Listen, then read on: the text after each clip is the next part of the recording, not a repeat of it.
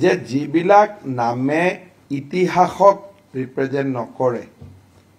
তেনেকুৱা নামবিলাক আমি লাহে লাহে পৰিৱৰ্তন কৰি গৈ আছো যেনেকৈ কালাপাহাৰ নামটো কিয় পৰিৱৰ্তন কৰিবলগীয়া হ'ল বুলি তাৰ কোনো কাৰণ নাই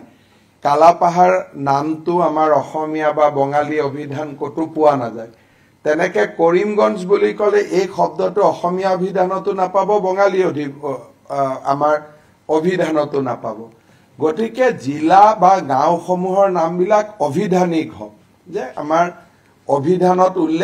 উল্লেখ থকা নাম হওক এই কামটো আমি বহু দিনৰ পৰা চলাই আছো অসমৰ বহুত গাঁৱৰ নাম আমি বদলাইছো যেনেকৈ এখন আপোনালোকে গম পাব বৰপেটা জিলাত এখন গাঁৱৰ নাম আছে ভাছেনীচৰ এতিয়া সেই নামটোতো কোনো ঐতিহাসিক বা অভিধানিক গুৰুত্ব নাই গতিকে কৰিমগঞ্জ যেহেতু অসমীয়া বা বঙালী দুইটা অভিধানতে উল্লেখ থকা শব্দ নহয় তাৰ কোনো ৰিজন নাই যদি আপুনি ইখুতে কৰিমগঞ্জ নামৰ অৰ্থ কি তাৰটো কোনো অৰ্থ নাই শ্ৰীভূমি ক'লে এটা অৰ্থ থাকিলে সেইকাৰণে আমি কৰিমগঞ্জ জিলাৰ নামটো শ্ৰীভূমি কৰিছো আৰু আপোনালোকে যদি আৰু অলপ আগলৈকে যাব খোজে এই নামটো আচলতে আমি দিয়াতকৈও কবিগুৰু ৰবীন্দ্ৰনাথ ঠাকুৰে নিজেই এই নামটো উল্লেখ কৰিছিলে এসময়ত যে আমাৰ গোটেই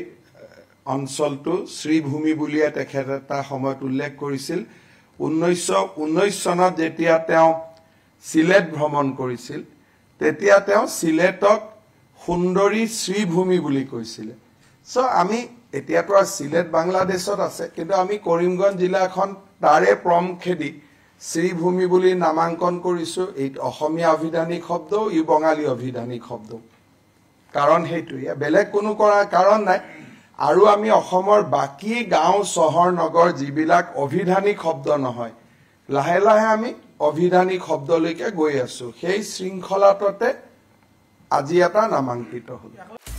আপুনি বিচৰা বাতৰি পাব কেৱল নিউজ 18 এপত নিউজ 18 এপ ডাউনলোড কৰিবলৈ স্ক্যান কৰক এই QR কোড গুগল প্লে ষ্টৰতো পাব এই নিউজ 18 এপ